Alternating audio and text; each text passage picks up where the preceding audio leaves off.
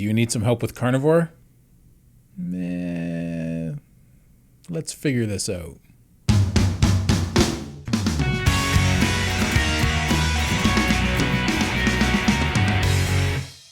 What's shaking bacon? My name is Bruno Panucci. I hope you're doing well.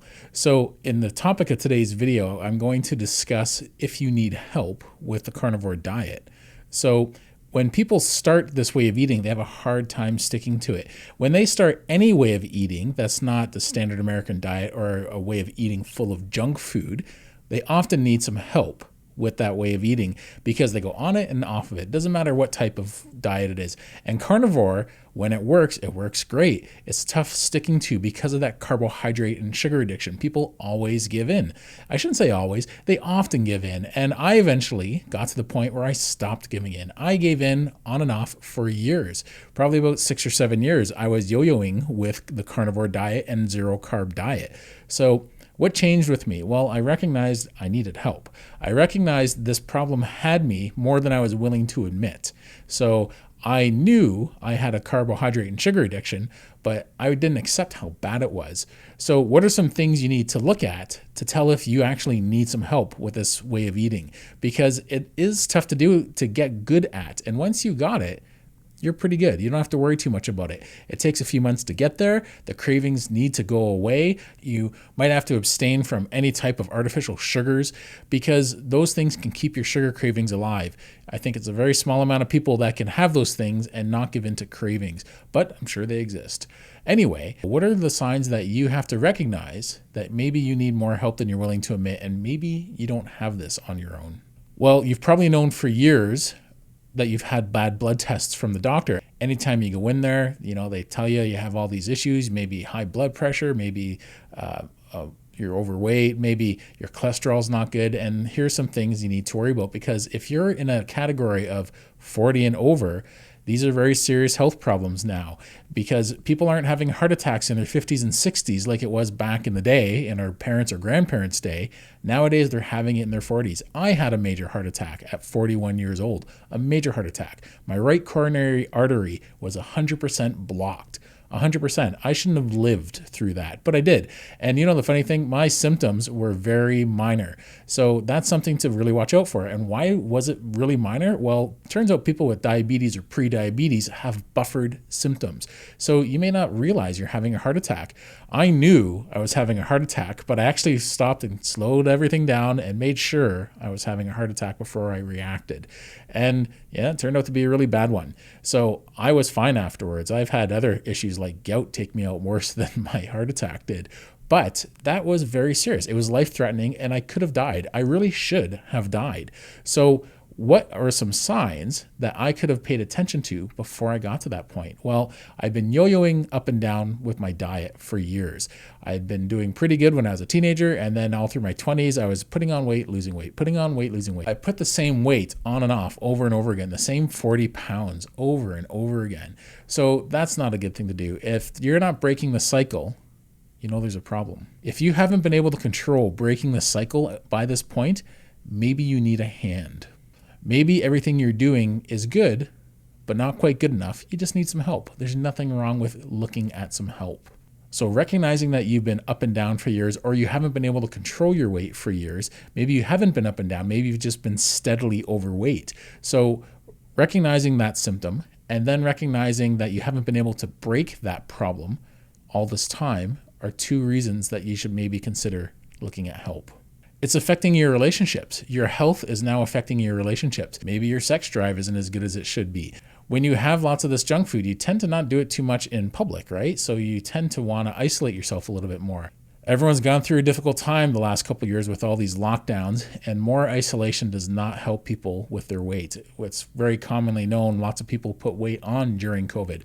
I actually lost weight during COVID. That's kind of weird, but I worked at it because everyone has the cross that they bear. Everyone has something that was their trigger. Maybe it was fighting with family or friends. Maybe it wasn't seeing family or friends. Maybe it was the isolation. Maybe it was the fact that you just didn't have enough to keep you occupied. There's a whole slew of problems. People had their stresses, homeschooling. People had their stresses, and it really took the toll on them. So this is no different. That was just a latest stress in your life. And there's always going to be some stress in your life. So we want to try and manage our stress well. And that's a topic for a whole other video. When you break your cycle of healthy eating, are you always giving into cravings and sugar addiction? Those cravings are probably coming from your sugar addiction. So we want to see if you can go a long window of time without doing it. And if you do you always slide back? Do you always get to the point where it's like holding your breath underwater, and when you binge eventually, you binge like crazy? Well, this is a cycle. This is part of the cycle. And once again, if you haven't been able to deal with this by this point in your 30s, 40s, or 50s, it's getting really serious now, because in the 50s, by the time you start correcting that, it's too late. Damage is already done to your body, and it's going to take a lot of work to undo that damage. And you might only be so successful at undoing that damage. Your 40s, that's the time you want to get to it, because that's when the damage is happening. But really, you want to get to that by the time you're in your 30s, because that's where the damage is starting. Your arteries didn't start blocking themselves in your 50s. That happened probably in your 30s and 40s. And it got to the point by the time you hit your 40s or 50s, or maybe your 60s, that problem became a serious problem.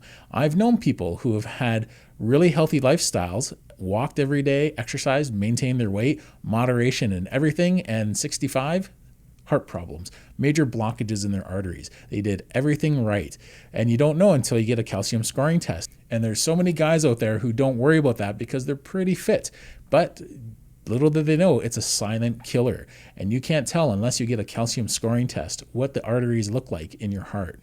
Your energy is all over the map. You get tired in the middle of the day. You get tired too early at the end of the day. You have a rough time waking up in the mornings.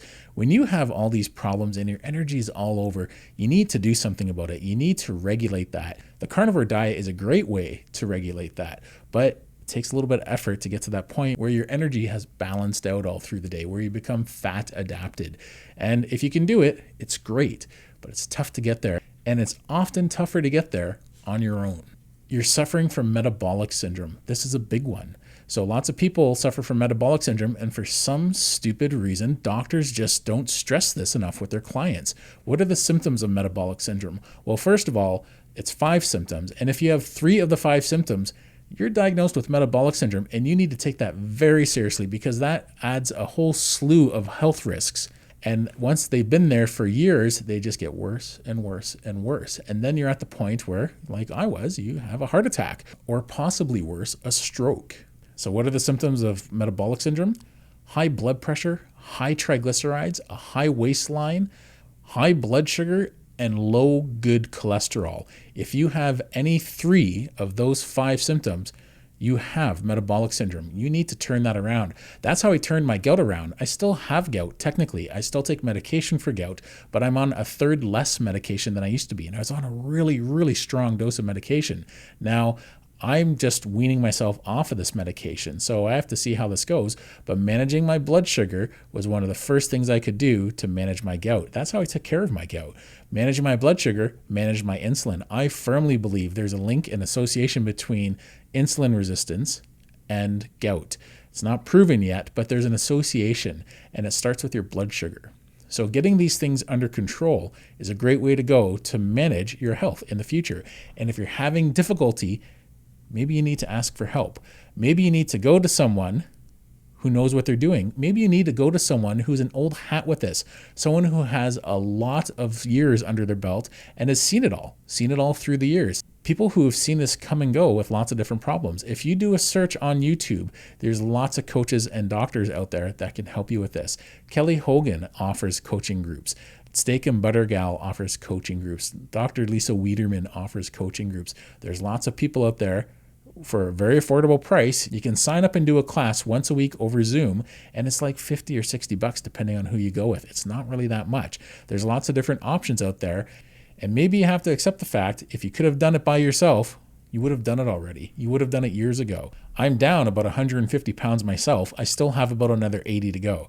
So I'm well on my way. I do a coaching group myself. I'm not teaching a coaching group. I'm just a part of coaching groups because I recognize that it's good for me.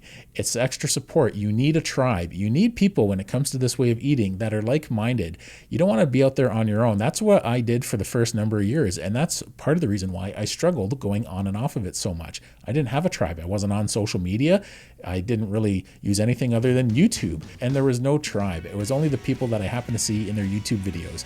And I picked up what I could from those, as well as my own education. I had a nutrition course in college. So the long and short of it is, maybe you need a hand. It's a good idea to reach out to people who are old hat at this. I highly recommend you doing that. It takes a little bit of work. There's some Facebook groups you can start with. Zeroing in on health is a really good one. And they're pretty strict there, but it's a really good way to go to maybe learn a little bit more about this way of eating. I hope you're doing well. I want you to take care. If you like this video, please give it a thumbs up and subscribe. I want you to take care of yourself. Bye-bye.